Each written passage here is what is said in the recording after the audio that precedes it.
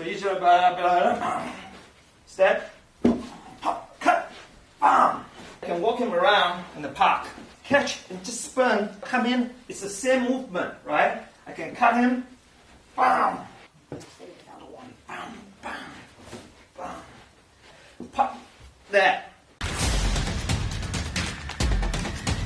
What's up guys, we got another stabbing incident in Oakland today in Newlands Mall. That reminds me, instead of hitting the bag today, we're going to show you some self-defense against knife attack. First we use a blade. Easier for me to show you the concept that you can adapt in a situation like this rather than show you techniques which you may not be able to do if you suddenly got attacked. So for example, if someone was going to come to me with a knife, first of all, you have to understand, you get a normal kitchen knife, what he can do is he can stab you, and he can slice you from here, but not on the back of the knife. The psychology behind this is, I understand the person with the knife, his focus is on the knife. If I'm fighting him without a knife, for example, if he's going to fight me now, I can't actually tell where the attack is coming from.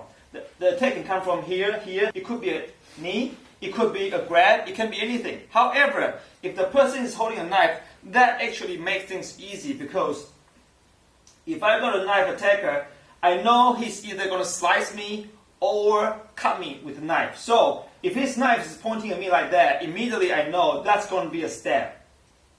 There's no other way except he wants to slice my toe. But if his knife is higher, it's probably a slice. So you got to know where the action is coming from. Okay, so let's go with the first. This is not rehearsed, by the way. I'm just going with this natural response. Let's start with a stab.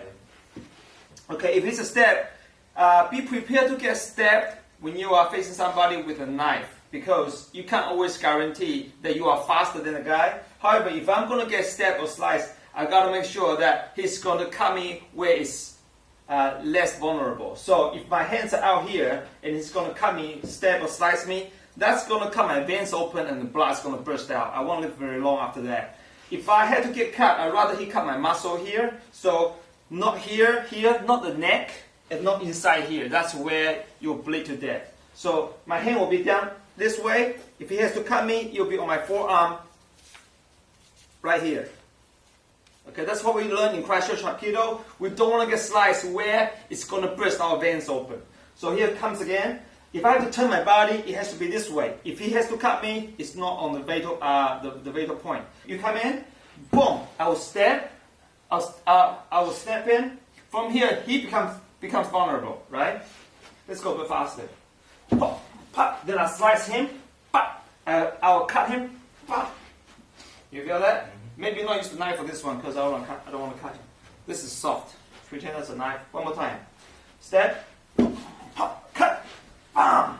Hostage position. Alright, he's got me covered. Okay, where's the blade? Okay, he's got the blade here. Usually the blade will be facing you, right? So here's what I'm going to do if I'm shorter because I'm taller than him. But the first thing you want to do is show vulnerability. Make you look like that you don't know how to fight at all. So I'm no threat to you. Don't kill me, don't slice me, I'll do anything you say. That's the kind of vibe you want to pass on to your attacker. And because the blade's here, now really trying to threaten me, put the blade on my neck. Alright, I want to feel that blade. So he is threatening me, the blade is sinking into my skin. I can see the blade here. Now his hand is here, right? So you want the blade to go away from you. So what I'm going to do is, I'm going to show vulnerable by raising my hand. Because if your hand's down here, that will give him time to react. I don't want to give him time. My hand will be up here, looking all vulnerable, and suddenly my hand's really close to his hand. I'll pull out his hand and pull out that way. The vulnerable part is the thumb. You get a good grip of the thumb. Even if you cut your index finger slightly, it's better than get cut in the throat. So I'm going to go really fast.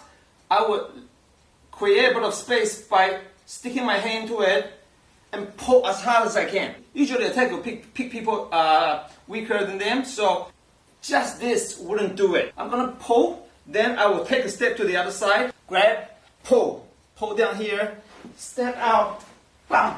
You can put your knee into it if you want to finish the fight. If your friend's in danger, if this guy's gonna kill you, okay, one more time.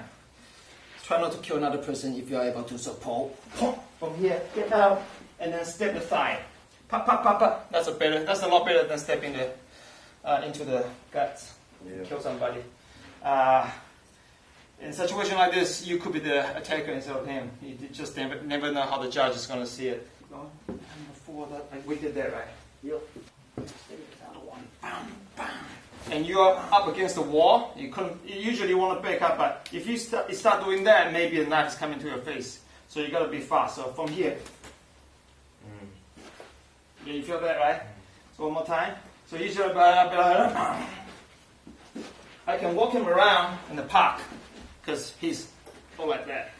To me, it's quite practical. We have learned the other one, which is like a cross block. You come in, yeah, he comes in. I'm gonna like cross block. I come in. It's the same movement, right? I can cut him, bam, cut through. But this kind of technique takes a lot of practice. A lot of practice. I'll give you another one. If he cuts, you can use a real knife for this one because I'm not going to cut you. I'm just going to break your elbow this time. Okay, so if he cuts me, I grab it. From here, his elbow is the vulnerable point. So if I just put my hip, put his elbow on me, and I spin, bam, like that, I'm going to throw him downwards that way. And because his arm end up like this, it's going to snap half from here. One more time. Turn. You have to go fast though. I can't do it here because that will break the elbow. Can you feel that? So it's called a speed throw. You cannot do this slowly. You do it slowly by submitting him down. Yeah, possible. You can possibly do that. But the whole point is, if somebody's trying to stab me with a knife, I'm not going to be too worried about breaking the elbow. So I'm going to go really fast, catch, and just spin. He's preserving himself by bending it. But normally, if you're stabbing somebody, you wouldn't bend your elbow. You'll be going all the way out, right? So you'll be going all the way out. That's when I snap it. Just simply by twisting. So a lot of movement on his side, not much on my side. I have all the power and all the momentum. One more time. Come in, boom, bam. Right. He can feel it. He will tumble. By flipping him, I got hold of his hand. I'm not going to let this hand go. But again, he can't fight anymore. Now these are more sophisticated techniques. So give me that slice as you were doing before. Here I can break the elbow again. So it's like a upper block, right? But from here, I just have to do this. Now he's preserving. He knows what I'm doing now. He doesn't do Hapkido, but normally people's arm is not bent like this. And that's when I snap it. So you can relax. I'm not going to break your elbow. So cut. I'm going to just jam here. Now his elbow is under where my arms are. And all I have to do is do this. Turn. That has a lot more power than his elbow can handle. One more time. Pop. That. Right? If I spin more, he's going to turn with me. And you can yank more than once. So, one more time. Pop, you can go but faster, make it more realistic. Go in and pop. I can yank, yank, yank. Can you feel that? If you don't break the first time, you probably break it the second or third time. Yank, yank, yank. And that's like a kata movement. Snapping, snapping. Okay. The concept I'm trying to pass on today is how you protect yourself against a knife attack. The situation today, I think, is a bit hard to say because I think people are just shopping around New Lynn Mall, and if somebody just walk up to you suddenly stab you, overseas in big cities, people get stabbed every day.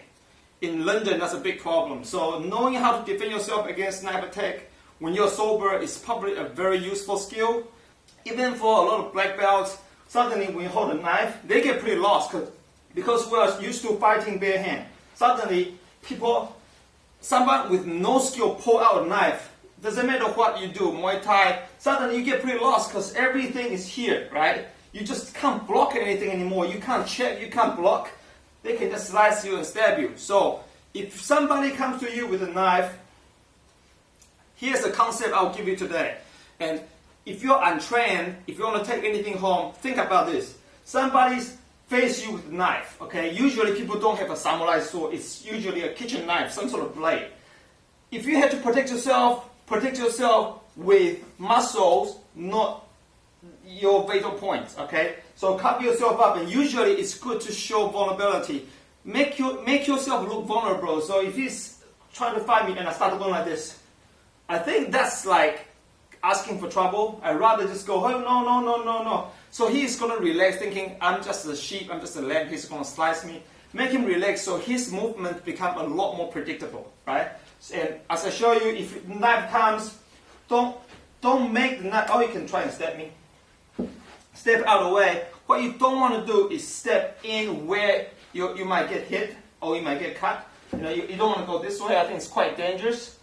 Go outside. It's like fighting. You want to go here. You want to go there because he can follow up on the other side.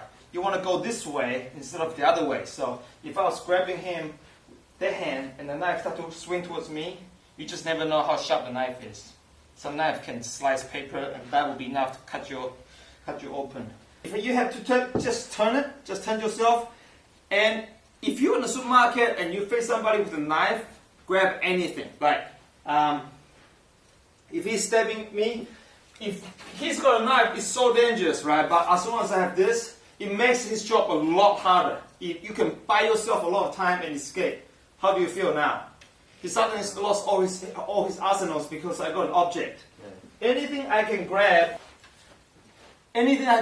will help you, right? If you do grab anything in your hands, obviously if you got a long object, he's got a knife, I got more advantage. Now, naturally, what people want to do is, when you're in a fight, he's got a knife, I got a broom or something like that, and we start going, you want to hit, I'm trying to hit him somewhere.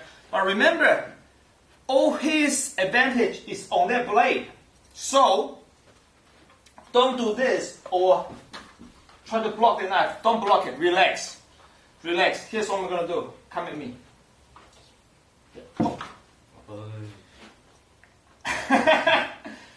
Do you know how weak your hands are, your fingers are? Just relax, because if you are tense, you'll be very slow. All I have to do is, when he comes in, pop, I'm just going to flick it. I can't really do it to him. I'm going to hurt him, right?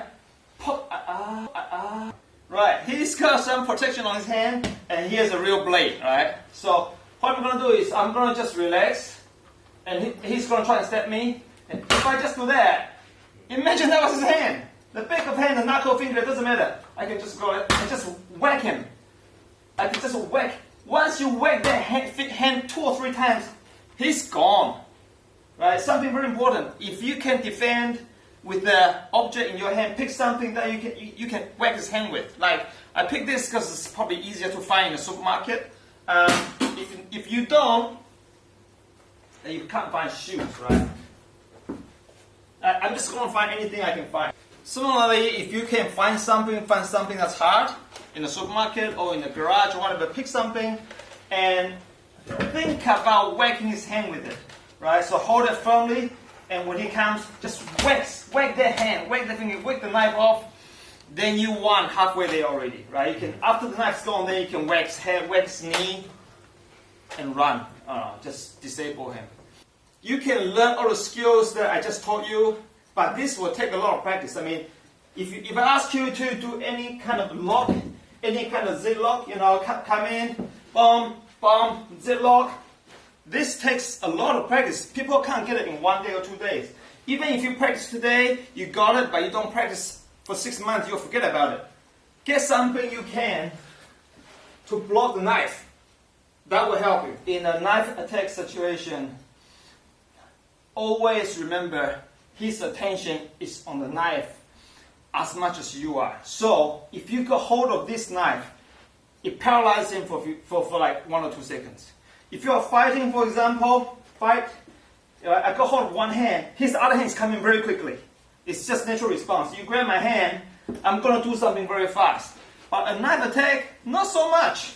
Usually, if you get hold of the knife, he is more worried than you. But if you can point the knife towards him, he's going to be scared to death. That's the psychology behind it. I'll try and put up more videos with my Hapkido instructor on self-defense for this kind of situation. But again, I'm not preaching that this kind of sophisticated technique will save your life if you don't practice. And it's very hard to just watch a video and know how to defend yourself against some of those attacks. If you find this video helpful, pass on to your friends, pass on to somebody who may benefit from this. It's more about common sense, it's not about fighting skills, it's about how you can protect yourself in a situation when most people will freeze and be very vulnerable for some psycho attack.